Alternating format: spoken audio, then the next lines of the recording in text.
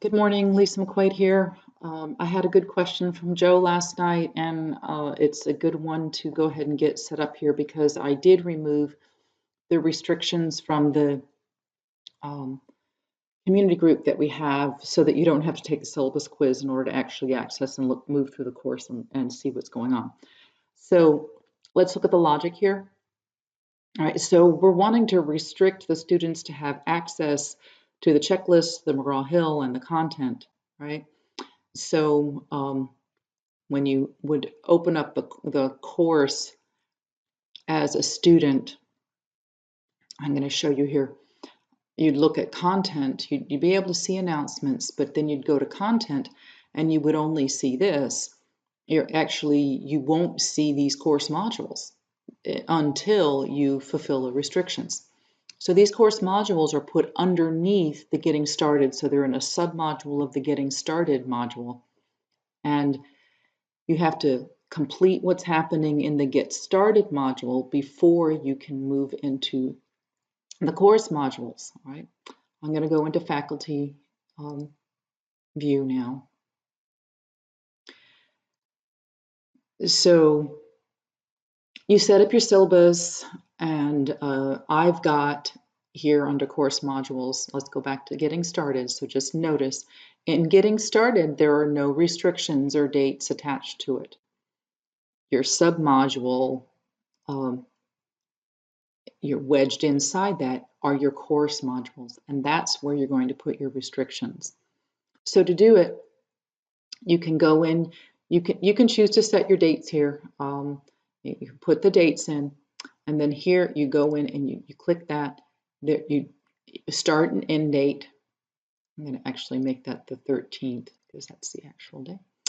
And I've already created, so I'm not going to create for you. Well, I'm going to do it for you here.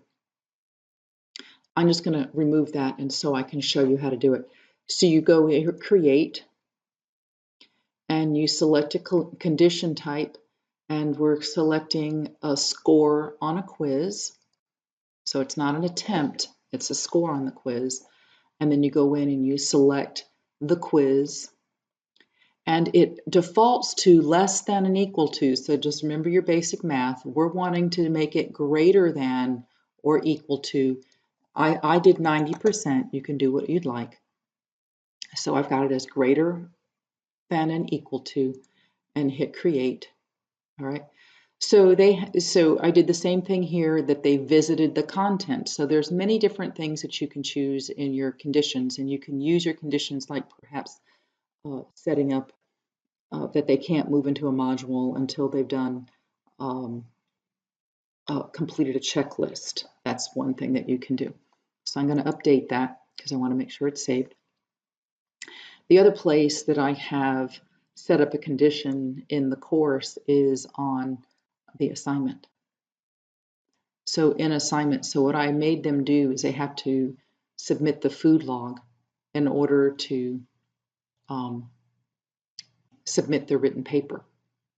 So this little widget thing here is indicated that there are restrictions in place.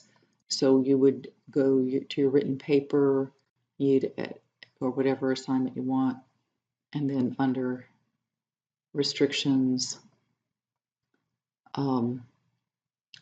they have to have submitted the food log in order to get there to submit it. So many things you can play with. It's like, you can't move to this place until you've done that. Right. Just going back. Let's go back to content one last time just to review. Remember, you're going to put, so if you have a whole bunch of modules down here, you're just going to take, and so basically these kind of looked all like this. So this one basically I wedged, I made a course module. So you go down here and you make a course modules, and then you wedge all of the modules inside that one big course modules, and then they have to have completed this in order to get into this.